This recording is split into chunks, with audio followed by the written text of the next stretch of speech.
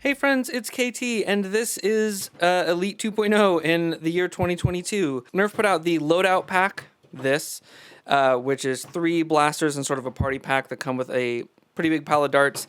And in my opinion, all 3 of these blasters are pretty disappointing, especially these 2. This one is just sort of meh.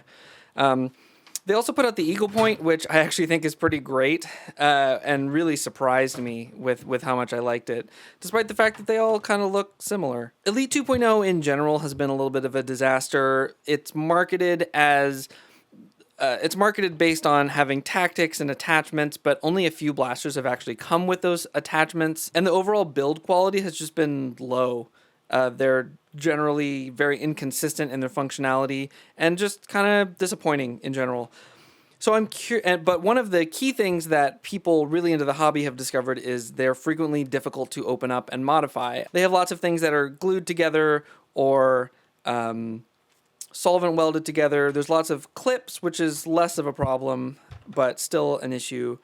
So what I'm going to try and do in this video is take all 4 of these blasters apart and see if we can get inside them easily, see how difficult they are to take apart, and see what we find inside. I hope that I can make this a resource for other people who may have these blasters and want to know if they want to do something with it or if they're just going to destroy it in the process.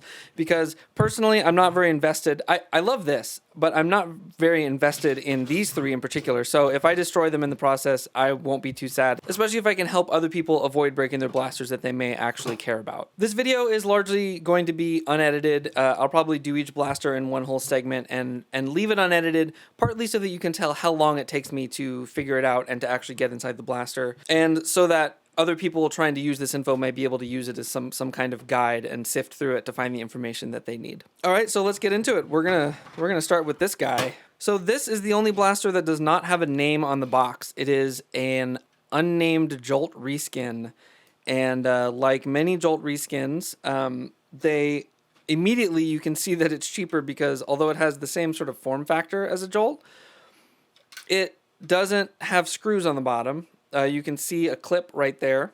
So right off the bat, this is going to be fun. There's nowhere to dig into this thing with a screwdriver. We have a visible clip right there and no screws anywhere on it. So I don't know. Let's see what we can do. This looks like it's just... Okay, so the sight is just friction fit on. So that's off. There's step 1. This shell, I can already tell, is just glued together, maybe. I feel like I might just... I'm like 3 seconds into this project and I'm already questioning whether it's worth it. Okay, so it looks like I could get in...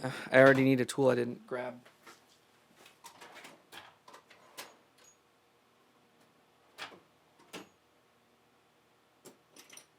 I am looking for something good for undoing clips. Maybe it's already on my workbench here.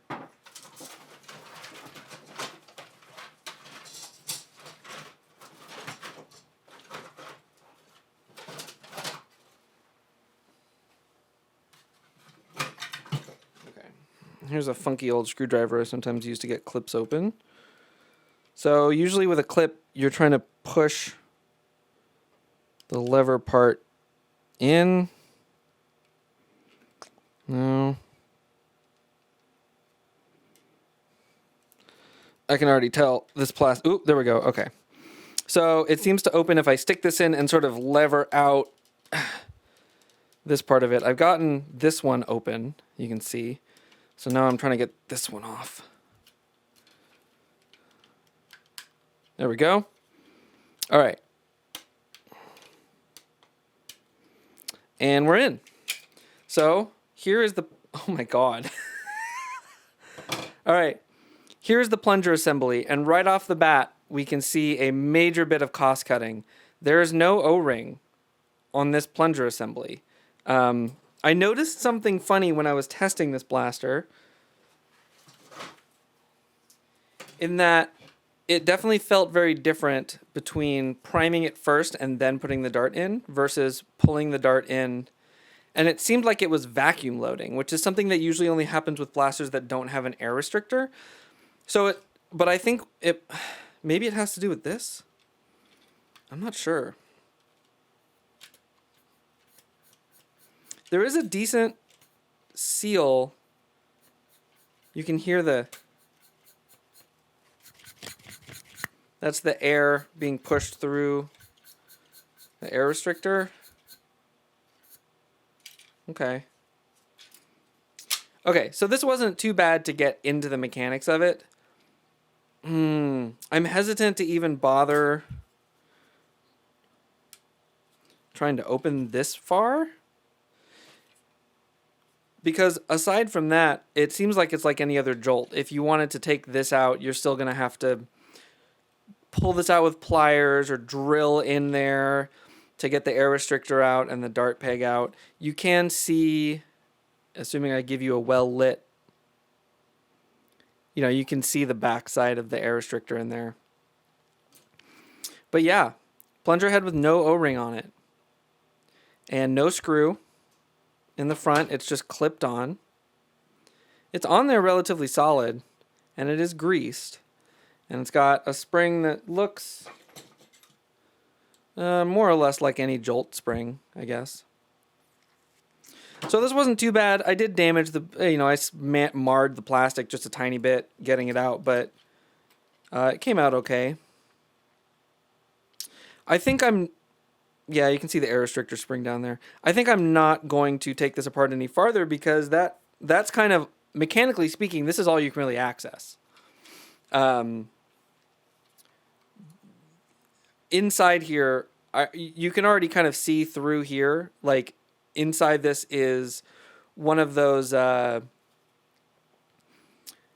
like every reskinned Jolt, it's essentially the Jolt plunger tube and this part and nothing else. Now, while I've got this on camera, I want to expand a little bit on something that I said in my 1-minute review, because the 1-minute review on the loadout pack was 3 blasters in 1 minute. This grip is like the worst grip I think I've felt on almost anything. Can this go back on? There we go. Okay. This grip, because this is so large, if you look at the trigger guard on a Jolt, my finger fits comfortably in it. I'm an adult. I have reasonable sized hands, and my finger fits in it fine. For some reason, the trigger guard on this is massive, and I have tons of room here, but it's easy for my finger to kind of slip off and just get it kind of pinched between here. With my adult-sized finger, I don't need this giant grip. I don't know why a kid would, but what it does is it forces me to have this huge gap between my fingers right here, my pointer and my middle finger, which means by the time I get down to my ring finger, I basically have to hold this like I'm drinking a fancy cup of tea in order to avoid this. It pinches my hand, which means it could hurt you. It doesn't hurt really when I do this, but it's annoying. But also it's going to slow down the plunger tube. Actually, it's going to slow down the plunger and reduce the power of your shot. So this is just a downgrade from the Jolt. I don't understand why it exists. I mean, I understand why it exists, but I wish it didn't. So yeah, that's as far as you can take this apart without destroying it. And I don't think that taking apart any further is gonna benefit anybody. We know what those look like. It looks like a Jolt with no decorative stuff on it at all. That's it. So there you go. It comes apart like anything else with clips. And like I said, you just kind of stick this in here and you leverage this. I'm pushing down to leverage this part out, and you can access the inside of it. I am vaguely curious to see if an actual Jolt plunger tube would fit in this, but honestly not enough to take apart a Jolt. So that's it for the unnamed Jolt Reskin. Now, let's move on to the Quadfire. The Quadfire is probably the least bad of the blasters in the loadout pack. It's very simple. It's like the Quadrot or any number of... Or wait, is the Quadrot the one where it like switches between the barrels? Anyway, whatever. It's like any other 4-shot smart AR blaster. Personally, I think this thing is really ugly, especially from here. I think this is such a bad look. And I don't understand this sight profile where they put, like, a passable... Is this supposed to hold a dart? No. Well, that's the wrong kind of dart, but I don't think it is. Okay.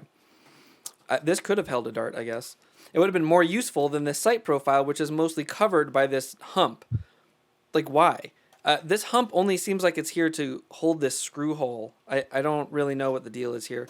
Otherwise, generic T-pull blaster. You can hear the spring, that like spring ringing noise. That is a sign of a cheap blaster for sure. Okay, so this one actually does have screws on it, and we will find out very quickly if those screws are all we need to take it apart. So the classic advice, which many people learned from Captain Xavier's excellent video on the topic, to avoid stripping screws the first time you take a blaster apart, give each screw a good twist with a handheld screwdriver to the left to get it unlodged from the plastic, so that when you put driving force into it with an electric screwdriver, you don't strip it out. So we've got 1, 2, oh, it's on the screwdriver, 2, 3, 4, 5, 6. Okay, 6 screws.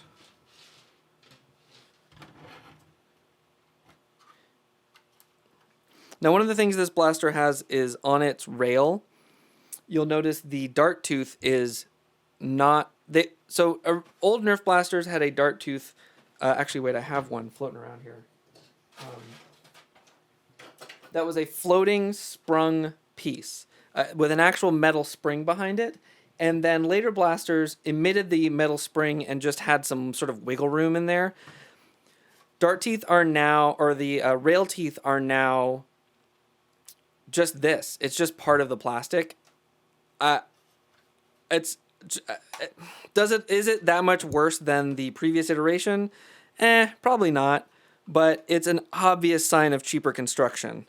Okay, so it doesn't really want to come apart, but I'm also not yet seeing any obvious signs of like clips or solder weld or solvent welds. I keep saying solder weld. I don't know why.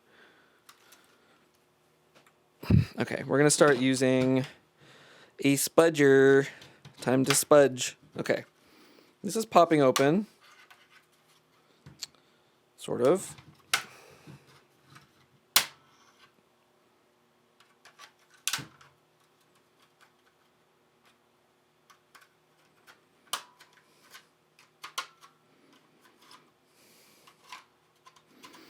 But yeah, one of the funny things... Oop! Okay. It came open. Looking around this, I don't see any signs. Okay, so here's a clip. That's what the clips look like. There's another one. Okay, so this is what's keeping it shut. And from just coming open, 3. 4, one on the inside of the handle. Okay, so we've got 1, 2, 3... What did I say? 4 clips. 2 on the handle. 1 at the bottom, 1 at the top, and then 6 screws. I don't see solvent welds at all. That's a good sign. That is definitely a good sign. We do have a sprung catch with a metal spring.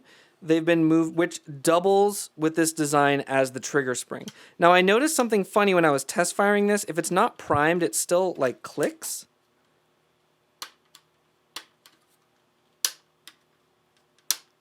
Oh, okay. So I noticed when I was priming, when I was firing it, if I pull the trigger, it makes this clicking sound, and it looks like the reason for that is when I pull this back and I'm pushing against the catch, it will frequently, because it's pushing against this spring diagonally, it will hit this little part of the support plastic right here and make that sort of sound against it. So kind of annoying, not a huge deal. The sight is actually a separate part. from the rest of it, so you could remove this if you wanted to without causing any trouble. I actually suspected that it was all one part with the AR, but it is not. Here's the Smart AR system, and it is all one. Okay, so let's go ahead and take the trigger out, and then just take this whole thing out. Here's the catch with its metal spring, and here is our Smart AR. Here's our barrel thing. This is the bulk of the blaster. Again, with the plunger tube with no O-ring. Huge cost-cutting measure. And there's just really nothing going on in there. Just kind of goes into a big air chamber here. This is all glued shut. Yeah? Yeah, as far as I can tell, this whole piece is just glued shut. You've got a front piece on here. Oh, there's clips here. Will this come off? Ugh.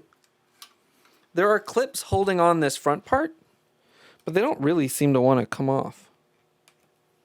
Like, they're not moving. Oh.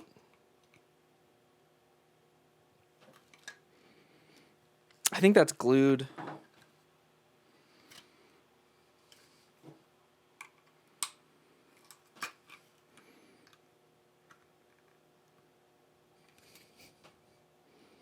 Okay, so this looks like it's both clipped and glued. If I try to pull that out, it's gonna just get wrecked.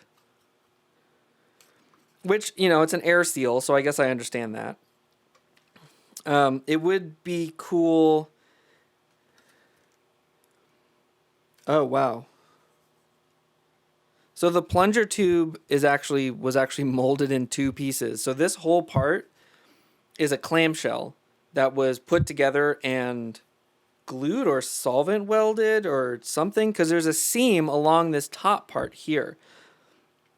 You can see that these little ridges, these little nubs here, are on slightly to one side of the seam for the molding, as is this part only attached to one side. Well, there's two different parts to it, and they're on different sides. And then the plunger tube is part of that two-part mold. So to replace this plunger tube, you would have to cut the AR off completely here and just come up with a new way to seal a new plunger tube on there. So that's interesting. Typically, you know, when you have something with a plunger tube, I just had a plunger tube hanging around here. You know, it's one piece. It's one piece that was like, there's no seams all the way around this. You will get a better seal. Like, here's a traditional plunger with an O-ring on it and the plunger tube. You will theoretically get a better seal without any kind of seam in here. You can't really feel the seam inside. Like, it is done well. It's just weird. I haven't seen this before. So this is about as far as you can go without destructive work. Yeah, you can kind of see there. Sorry, my light is on one side. You can kind of see right there and here where it looks like it's solvent welded or glued into place. So there you go. Let's see if we can get this back together easily. So we've got our weird plunger with no O-ring. Got our catch with its surprising metal spring. The backstop for the spring is just built into the body of the blaster. Whoop, and that wants to keep coming out. This is a surprisingly beefy catch spring. This is like, I have to work at that to squeeze it.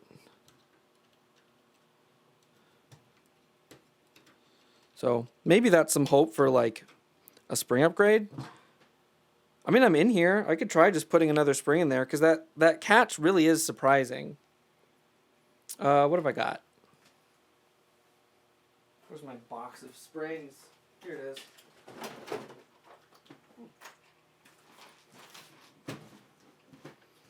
I don't know, I got all kinds of random stuff.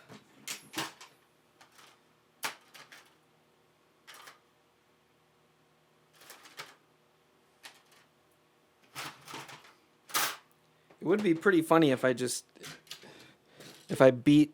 Oh, wait, no, you can't take the spring off easily. You know, it could be possible to... Not with that tool. Hold on.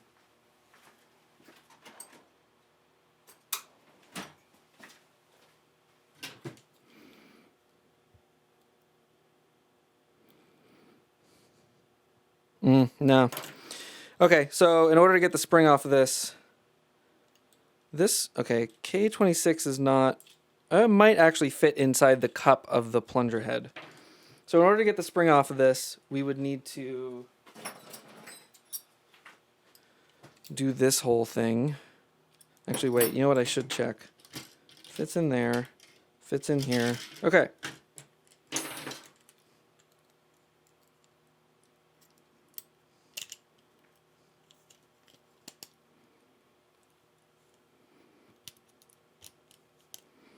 So we're going to kind of...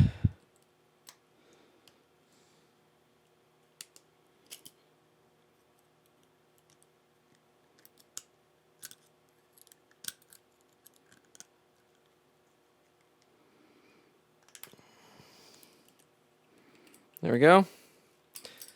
This is kind of the deal for getting springs off when you can't...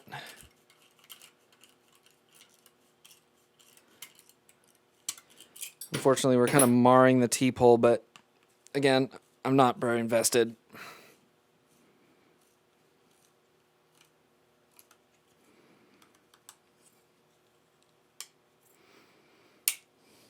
Okay, stock spring. Getting this on is going to be an experience.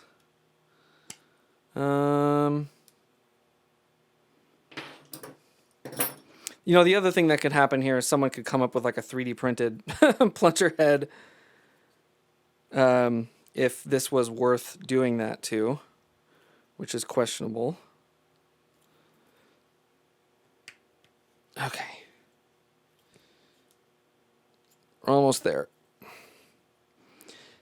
This piece is, I didn't even measure or cut this. I'm literally just chucking this on here. Whatever. It's rock and roll, punk. That's punk, rock. I don't know what I'm trying to say. That didn't work out the way I intended. Point is, whatever.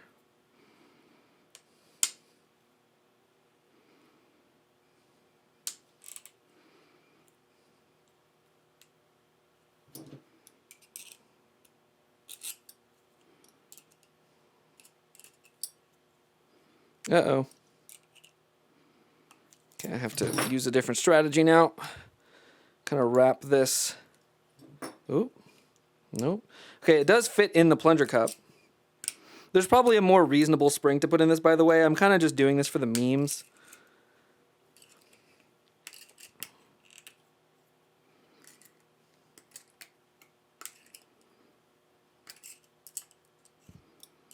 Okay. It's rotating when I try to... Oh, did I cut myself a little bit? Yeah, I think I did. Cool, cool. Very good, very worth it.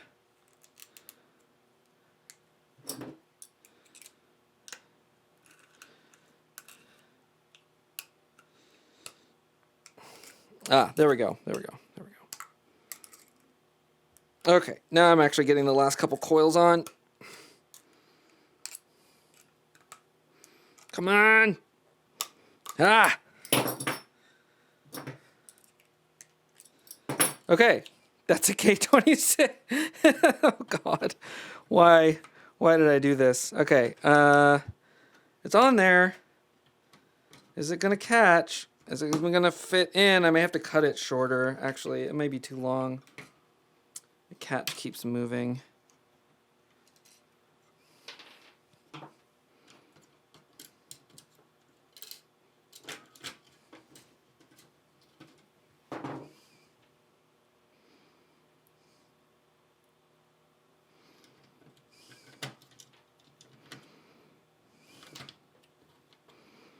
Okay.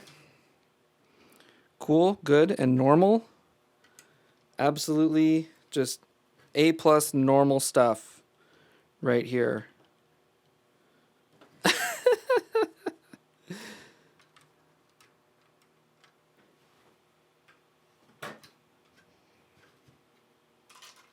Oops. Oh, frick. I think this sight actually needs to go in last. Let's see here. Let's see here. So this.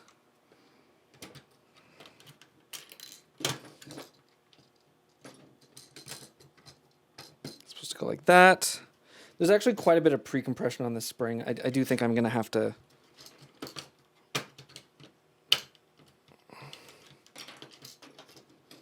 cut it down to make this work. Ugh, I almost want to just take this part off. I think it's so ugly, this big flat orange thing on the front, but it does hold the barrels in place, kind of.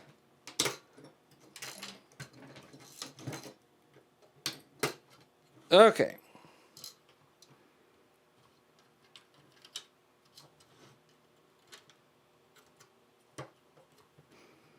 Sure. Sight. Sure. This. Sure.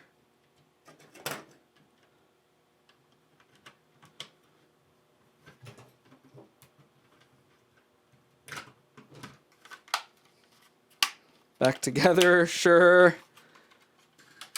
Oh my god, it catches. Oh, that's terrible. Oh, what have I done?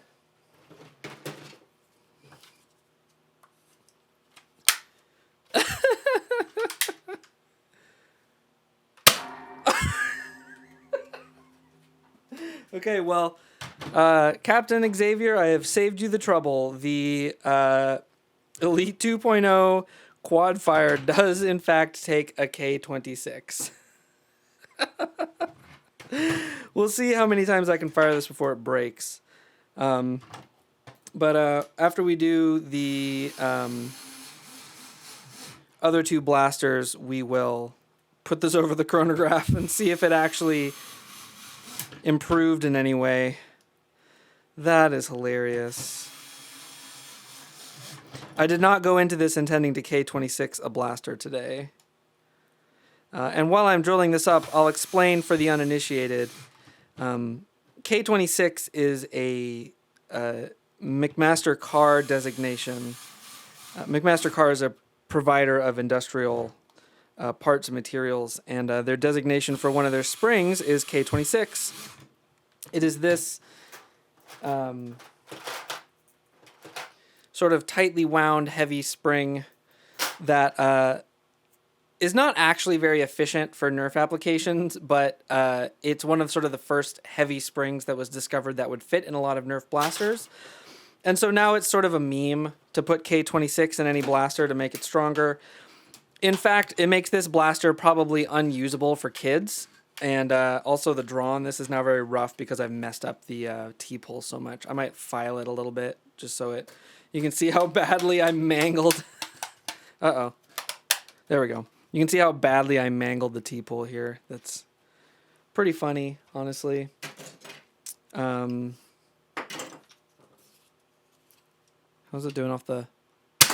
Wow, even the bottom barrel is hitting pretty hard. Okay, well, we'll get that over the chronograph later. That'll be pretty funny to see. Hey, it's cold, but my chronograph was on the struggle bus today, apparently, so we had to take it outside. But let's see what kind of numbers we can get out of this Nerf Elite 2.0 Quadfire with a K26 spring in it. Wait for this car to go by.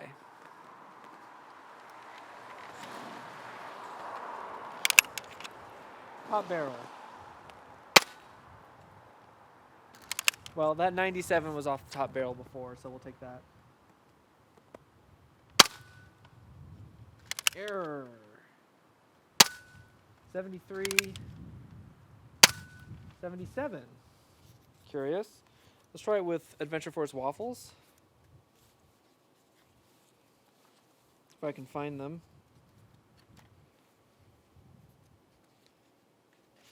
These are not particularly new darts necessarily. Top barrel. That was a whirly bird. I'm going to redo that one.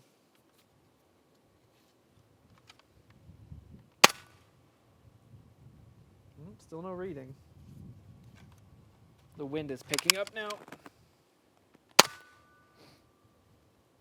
I just can't get a reading off of that.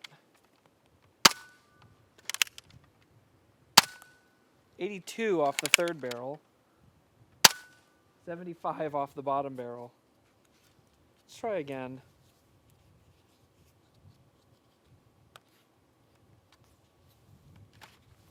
The weather conditions are just not great for doing this. And I'm running out of darts. So we're going to do 2 Adventure Force waffles and 2 Elite 2.0 darts. Oh well. Top 95. Car. Not as exciting as Captain Xavier's train, but, you know, take what you can get. Whirly bird. 87 off the third barrel. 85 off the bottom barrel. So there's definitely a boost in performance, but it's not super consistent. Although, admittedly, I'm also having chronograph problems today, and the weather is atrocious for doing this. It's cold out, and the colder the blaster gets, the more funky it's probably going to behave. So take that for what you will. Maybe someone else wants to take a shot at putting a heavy spring in this and see what it does. All right, on to the next one. We are going to talk about the Technician. Now, I'm going to tell you up front, I really don't like this thing. It is big, yet offers almost nothing. It has a stock attachment point, but it does not come with a stock. It has no barrel attachment point because since there's 2 AR barrels up on top of each other, most barrels wouldn't be wide enough to successfully fire both darts regularly. It's kind of annoying. It's not that bad to load, but it's pretty annoying. You have to like stick your hands in here. It's difficult to do what I do in a lot of the dual shot like shotgun things is you grab 2 at once and you stick them in at the same time. It's difficult to do that here because the clearance is relatively low. I haven't given this to a kid to try it yet, but I don't think it would be that different for them. It has 1 rail attachment on the top, sure, and it's just kind of meh. It just makes me think meh, and it's so big for what it does for shooting 2 shots when the Quadfire shoots 4, and it's so much smaller, and apparently it takes a K26. But you know, whatever. We're gonna go ahead and try and open this thing up. So as usual, we're going to take the grip off first. It's got longer screws than the Quadfire did. Oh, you really? All right, this already doesn't want to come apart. Makes me think it has clips on it. Probably does. Typically on these kinds of grips, you just take the screws off and they just pop open, but nope. Not the case. What is holding it together? I mean, the answer is almost certainly clips. There we go. Okay, there's a clip at that end. So there's probably one at this end. Looks like I want this side to go down. There we go. Okay. So, just on the grip, there are 2 clips. One at the top, one at the bottom. And this already bent. So hopefully that won't stop it from going back together. All right. My disdain for this blaster grows as we attempt to open it.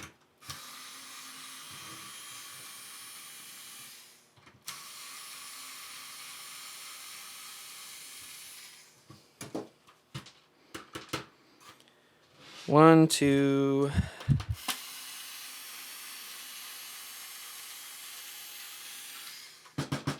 3,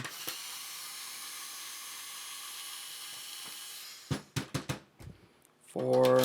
Oops, sorry, bumped the camera.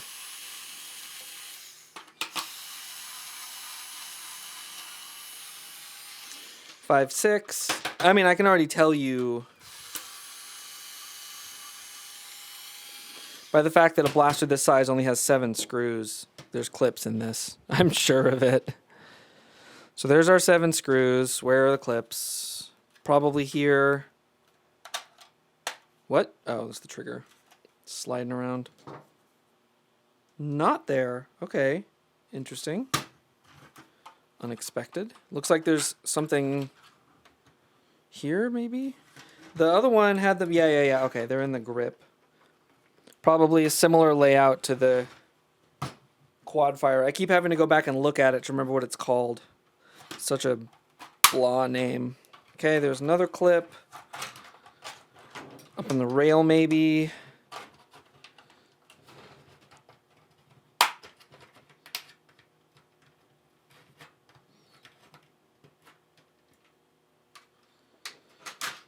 Come on. Yeah, there's one here. For sure. Okay. Honestly, the clips are annoying. They are not as bad as I expected. A simple spudger type tool seems to open them up right away. I do recommend getting that if you're going to work on any of these. You might be able to get away with like a scrap piece of plastic that you filed down to not be sharp. And here's the inside of what is going on here. What? Okay. So again, these are extremely simple. There's like nothing going on inside this blaster.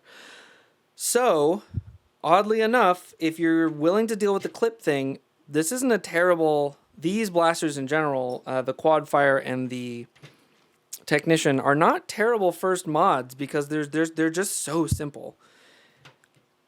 I do not like this blaster still, but at least it does maybe have a use. Again, we have a metal catch spring. This one is significantly weaker. And it's also not moving in the direction of the catch. The catch is this like pivoting catch. And so the spring keeps wanting to come out of its little rest because it's not moving straight.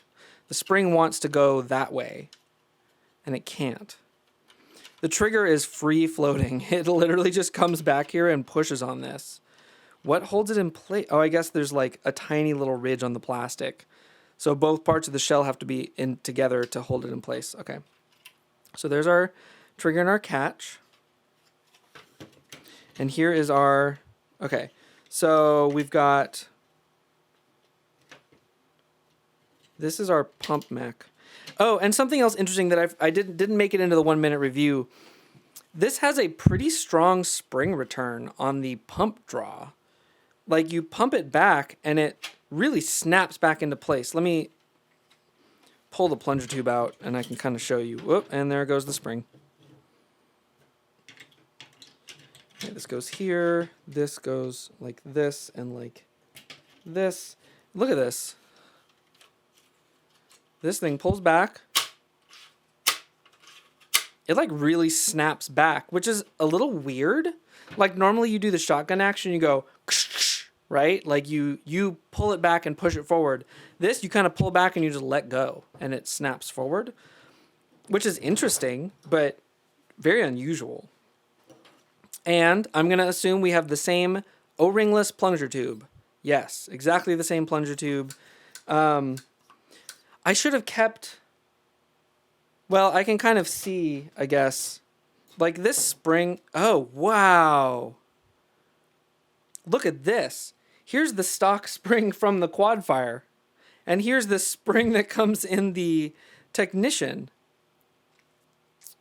Hello. Okay, so this sort of backs up what I said in my 1 minute review. Why include this blaster in a pack of 3 blasters if you're already including this that has more spring, more plunger volume it looks like, and more ammo, and is smaller? This has no reason to exist. No reason to exist. Super, super silly. Okay. Well, anyway, we're getting the same kind of seal. This is the same kind of 2-piece plunger tube that has been molded and then somehow attached together. The AR has clips on it, but I'm going to assume again that it's been glued in place. Oh. Oh. Okay. That's unexpected. So the ARs can just be unclipped. Did I get that on camera? I don't know if I got that on camera. I'm going to do that a second time just in case. So I saw these clips and I assumed it would be glued on, and it's not.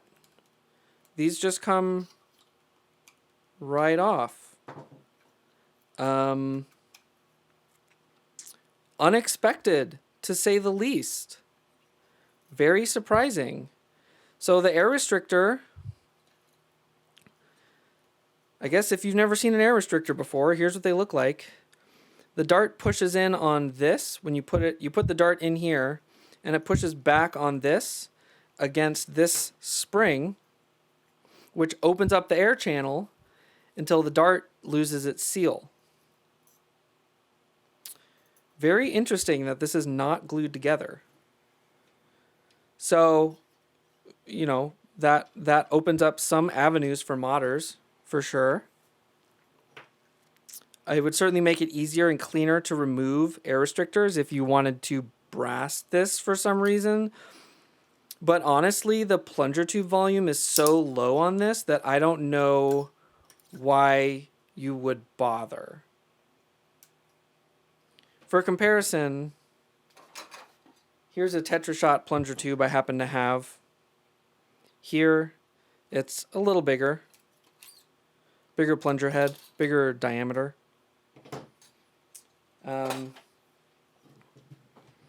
Well, I mean, there really isn't that's fascinating. That's really interesting, but there isn't really anything else to say about this. I don't feel like this may or may not take a heavier spring load. It's the same form factor on the plunger tube, so a K26 would fit in it, but I'm not confident that this catch mechanism would take the spring weight. And like I've said, I don't care enough about this blaster to really spend the time doing it. But I hope that this info about it at least is useful to someone who maybe likes the look of this blaster and wants to try to do something with it. Good luck to you.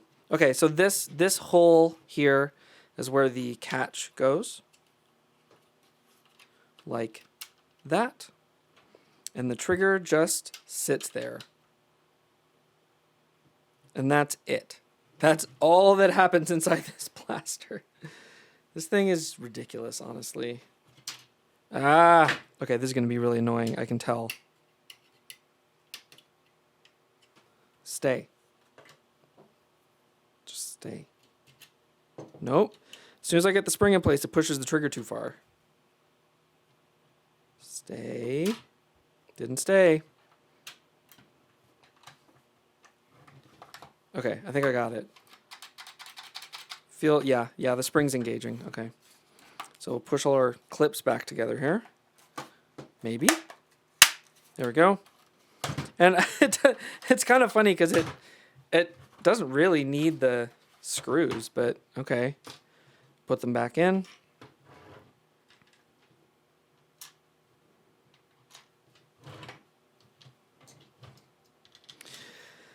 Seven screws.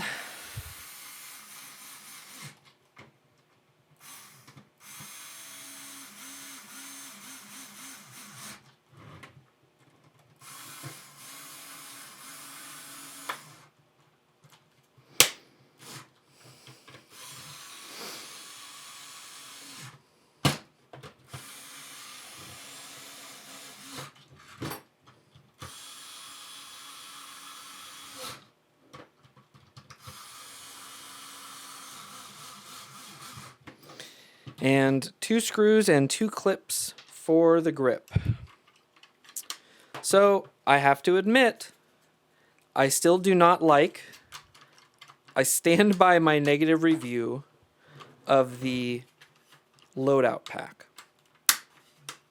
But I have to admit that I am pleasantly surprised by the fact that there was no solvent welds. And and the clips were relatively easy to open. Wasn't really a big deal. Still hate this blaster. Think it's awful. And the next one is, of course, the Eaglepoint. And honestly, I'm almost a little hesitant to open this one up because I really like this blaster and I would hate to break something on it. But you know, the other ones were pretty easy. This one seems like it's probably built better, so I'm comfortable. I'm not going to bother opening up the scope. I see no reason to do that. If someone wants to put lights or something in the scope, you shouldn't have any trouble doing that. Although it does not have any screws on it. The scope has no screws. This is definitely glued together. So I take that back. If you want to put something in this, you're going to have a hard time. Good luck.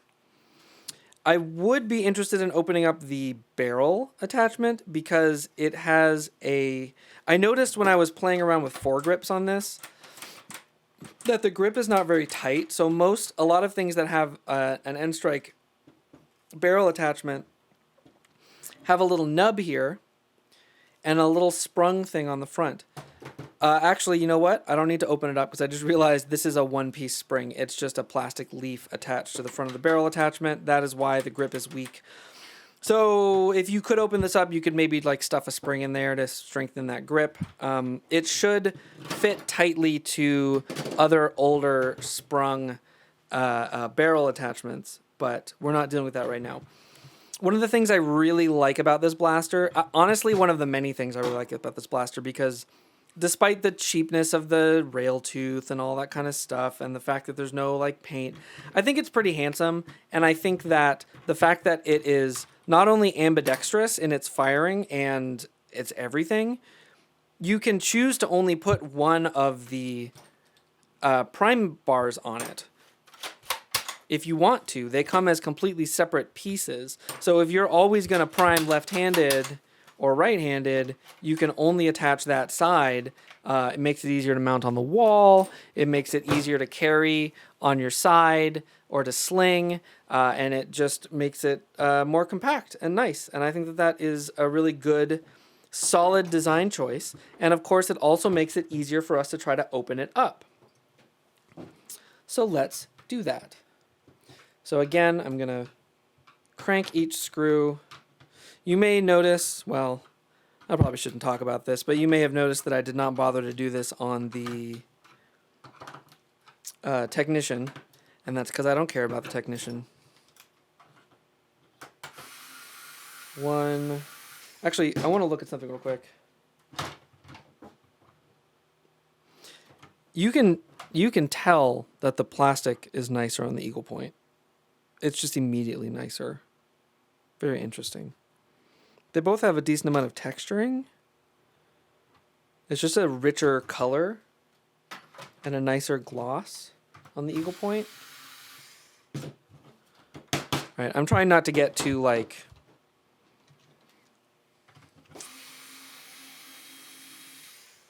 too babbly about it, but I haven't been pleasantly surprised by a blaster, especially from Hasbro, in a while.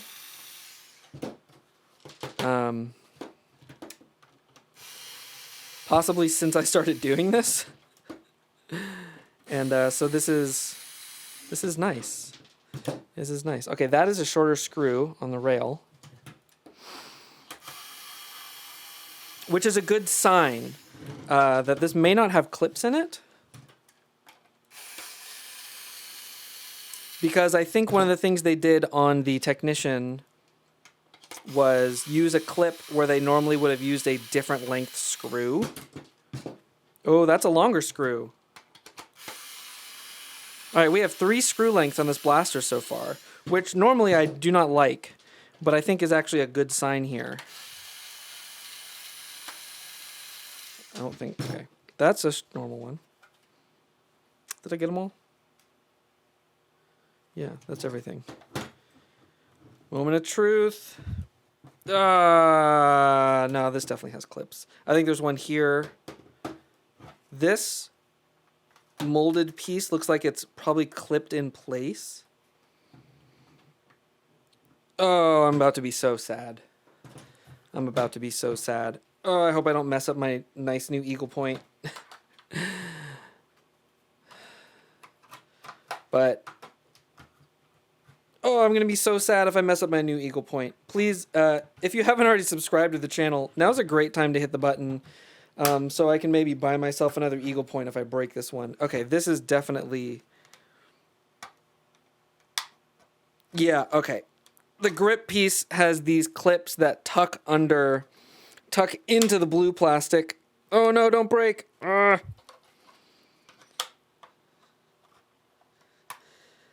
Okay. Okay, All right, it's possible to get this off. It's not too bad. That one broke. Dang.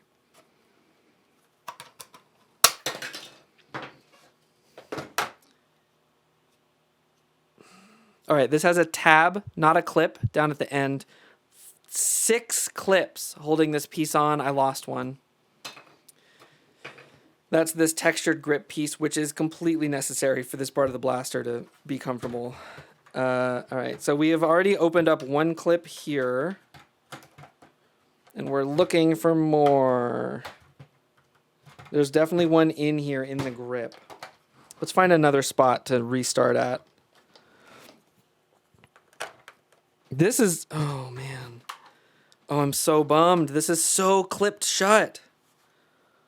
All over. That's the black piece that came off the thing. No! I just closed the clip that I got open already.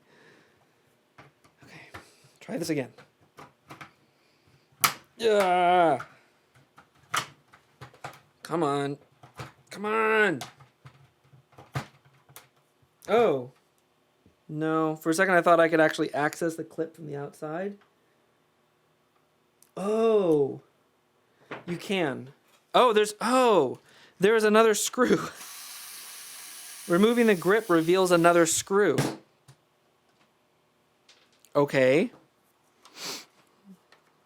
And now there's 2 clips here and you can't actually see them. So we're going to see if we can't like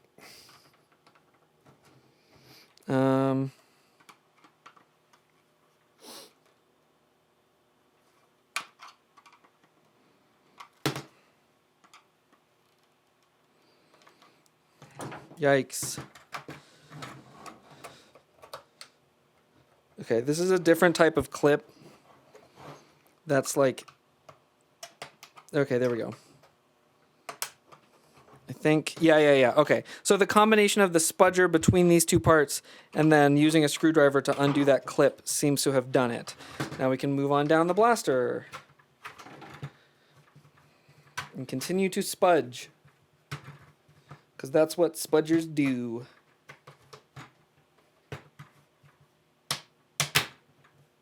Oh, there was a clip there somewhere. There's another one.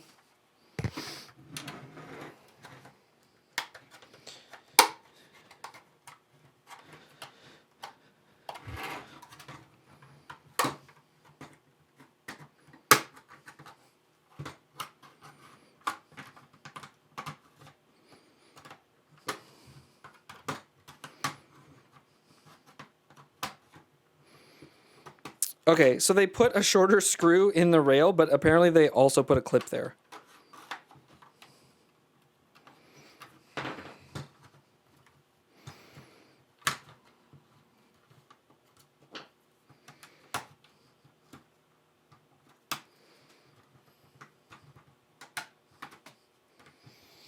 Oh, come on. This is awful.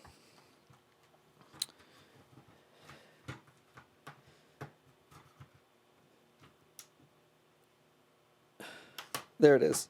It's at this end of the rail. There it is. Okay. That's the clip.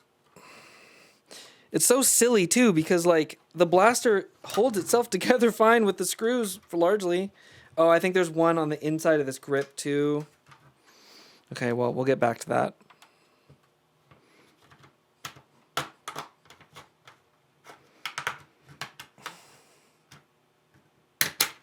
Okay. All right, so we've opened it up all the way around the outside, but there's definitely a clip on the inside of the thumb hole stock. Thumb hole. There we go. Maybe another one. Yeah, in there. You can kind of tell where like the gaps are. Like on the inside there, you can see how this part is now opened up. This part is still holding together tight, so there's clearly one there. Got it. Oh my god, is there one in here? I think there's one in the trigger well.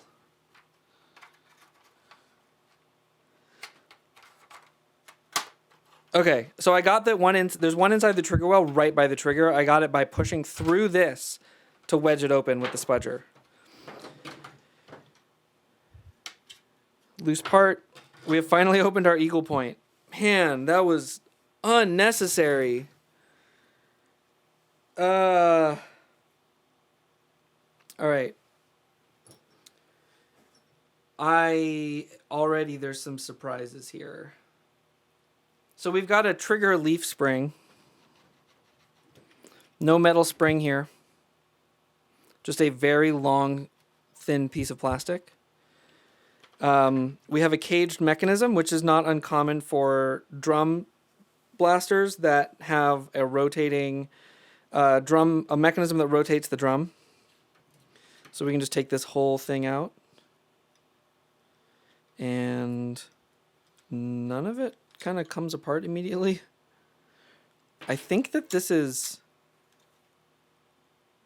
clipped on somehow. Sorry, I'm trying to see if the lighting is not good for doing that. Okay. This whole cage is just clipped together. This definitely has a heavier spring in it than the blasters in the other set. So these clips should be pretty easy to open up.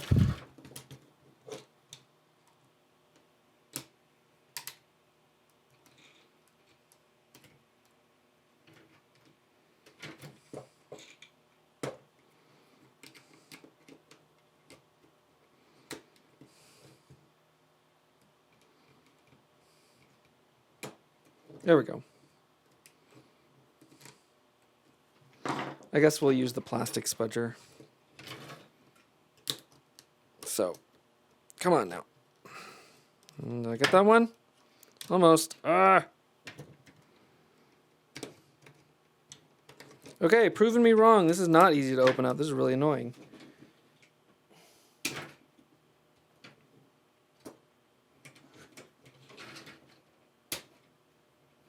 Am I missing? Okay, I guess I'll do the one back here first.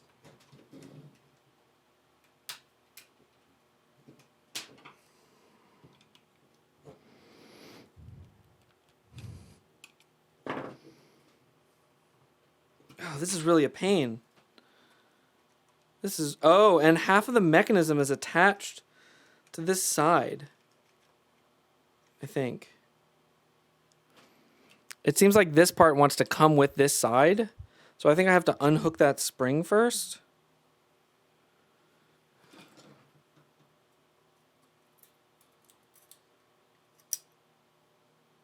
Okay.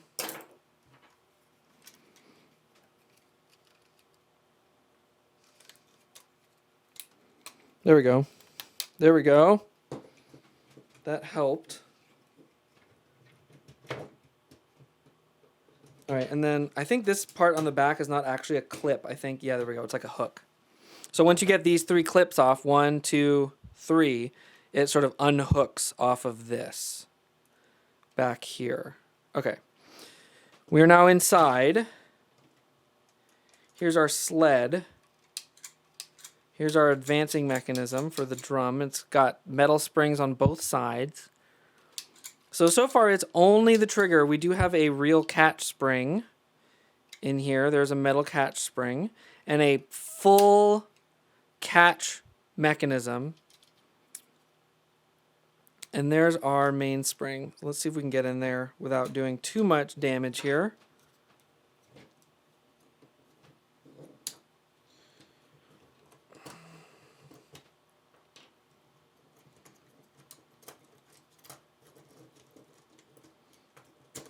Okay, this is just held in with some sort of light tension.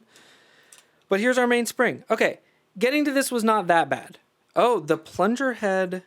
This is a rubber plunger cap, and it does actually have an O-ring and a proper plunger head, unlike all the other blasters.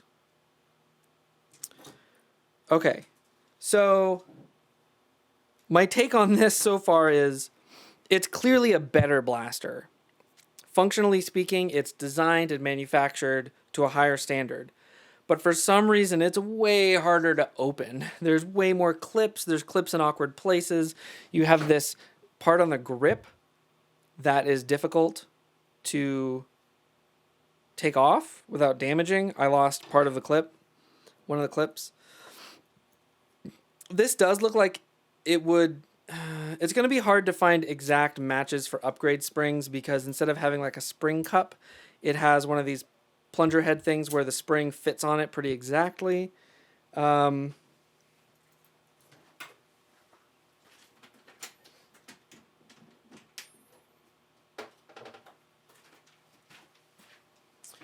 For reference, this is a spring that looks like its diameter is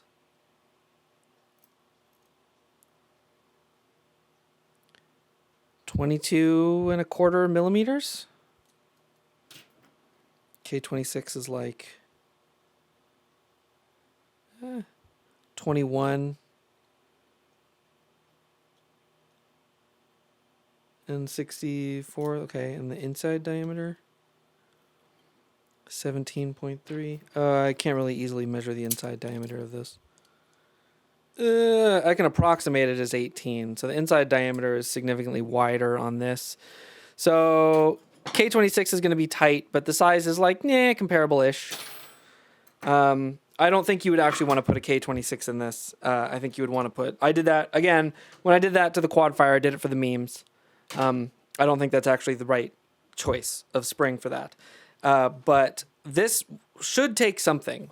And it seems like something where we could get Orange Mod Works or Out of Darts or someone picking out an appropriate spring for it.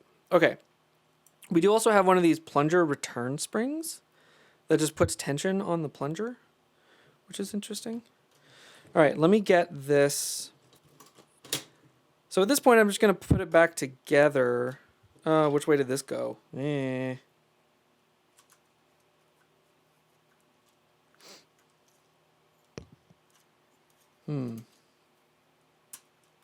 may have to go back over my own video to make sure I do this the right way.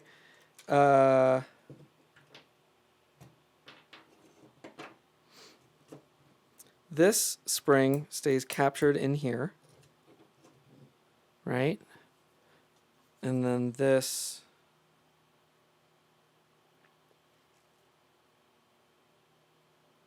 Oh, I thought that this spring had to come off of here, but it clearly does not.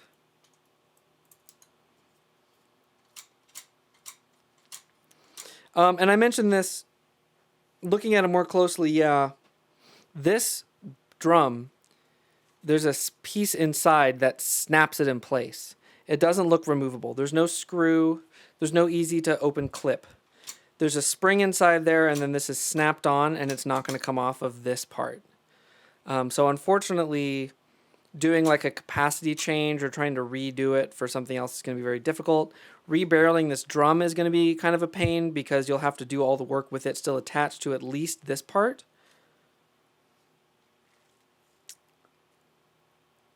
It does look like you could get this part out if you took this clip off. I don't really want to go that far right now. I don't see much point. But you could get this section out if you wanted to brass the barrels or take the air restrictor or take the dart posts out.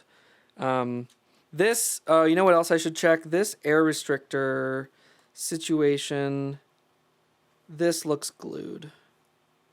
I was surprised previously, but I'm not surprised. Yeah, this is glued on. That looks like it's clipped and that it's glued and clipped onto the plunger head. Kind of like in a, it looks a lot like the Hammer Shot air restrictor module. So there you go. Let's just get this guy back together. I'm not confident that I have all of this on here correctly.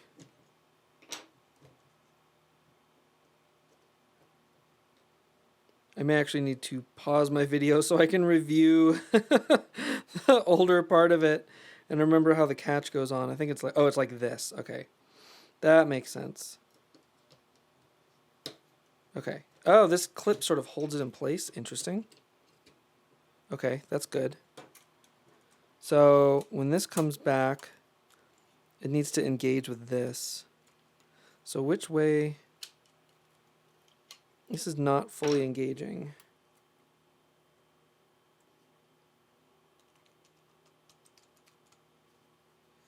I think, do I have this the wrong way?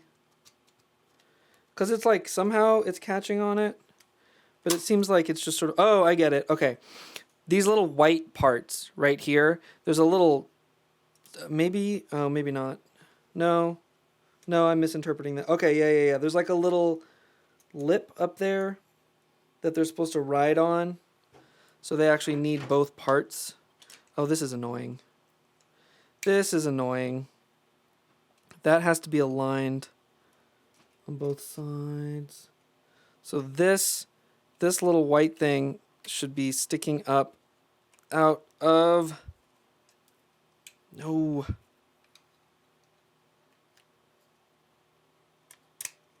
Oh, I regret everything. No, that's wrong. Crud. Yeah, this is really a pain to get aligned again. This... Okay, I have to go... I'm going to pause the video. I have to go back and look at this part when I opened it up. Okay, I have confirmed that I have it in the right direction, but this keeps coming off the little ledge. That's the problem. Okay. All right, so let me make this clear. That little white bit, I have a pointing tool. That little white bit has to be up on this little ledge. And as long as that little white bit is up on that little ledge, and then when you put this one on, you get the other side of that little white bit. Up on the other little ledge. Oh, that hook does have to come off. This spring does have to come off because it goes through this hole.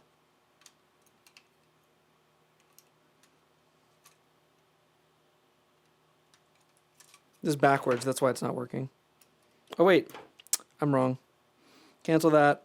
I'll edit that part out. Maybe. Maybe I won't. We'll see. If I didn't edit that part out, scold me in the comments. Or don't, whatever. Okay, so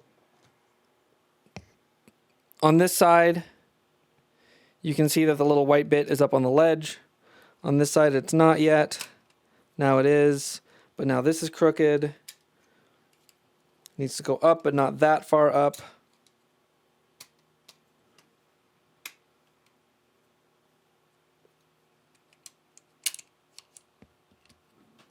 Now the trigger is not aligned correctly. Stay.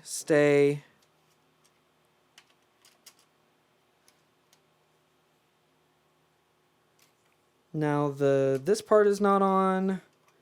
This sucks. This sucks.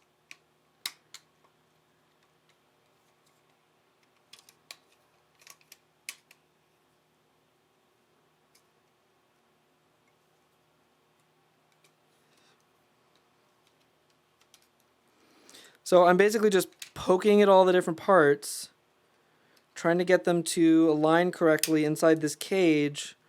When also, I have to rock this shut, I guess. No, there's pegs in the back. So that has to be, okay, that has to be locked into place. Then all these things have to be aligned from inside. There. Okay. Ugh. Good. Here's the silliest pistol you've ever fired. Yeah. Wait, hold on. There we go. The trigger is the grip.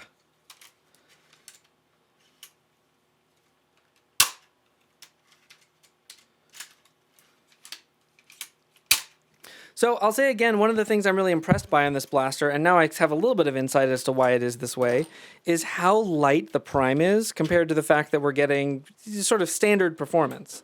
Another thing that I'm struck by on this blaster is there's a lot of space back here. You could do something with this space if you wanted to. I don't know what, but there's just a ton of space. All in here, all in the grip, just empty, just wide open space. Okay, so the verdict on the Eaglepoint, it is openable.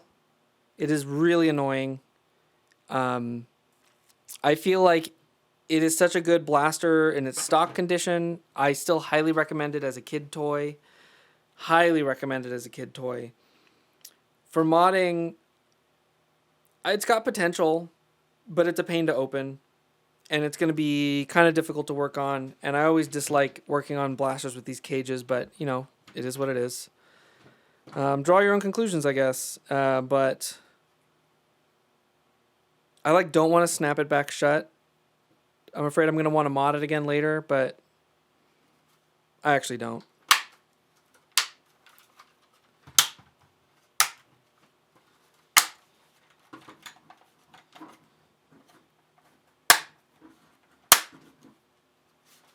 Snap, snap, snap. There's one. There's one. There's one. Okay. Here was a long screw. Here was a long screw.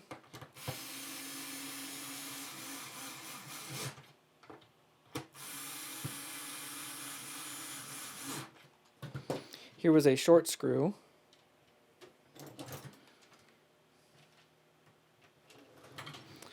So, to recap, the rail has a short screw.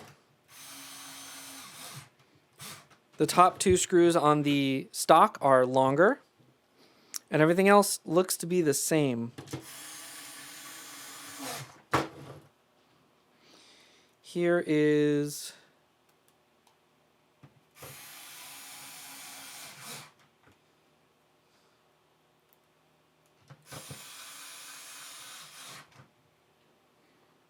that. There's the screw hidden in the grip. That's this one right here. Once you get the black grip piece off, you will find that screw.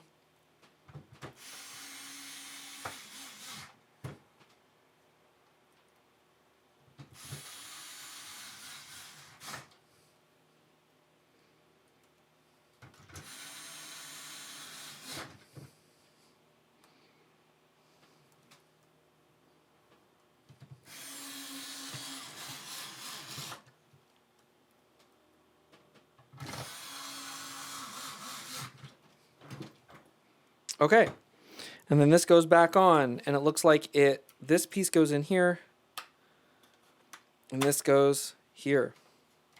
And despite the missing clip, it goes in okay. It feels solid. It feels original. Pop this guy back on, because I do like the look of these attachments. I think they're fun. And screw these back on. And there you have it. That is the Eaglepoint and what it looks like on the inside and how it goes together.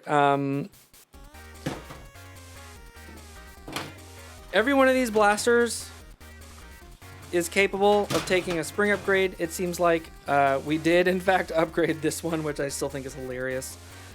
But I'm surprised, pleasantly surprised, at how easy these were to open up. Except for the Eaglepoint. Eaglepoint was a pain. But better than some of the first round of Elite 2.0 blasters, which were much worse, which had solvent welds and just other nasty things going on in them, and glue. We don't have that same problem here, thankfully. We just have clips, mostly reasonable. I do not like the clips on the inside of the thing well, or the one up here in the trigger guard. In the trigger well, I should say. Super annoying. But on the whole, I still hate this set. I still really like the Eaglepoint.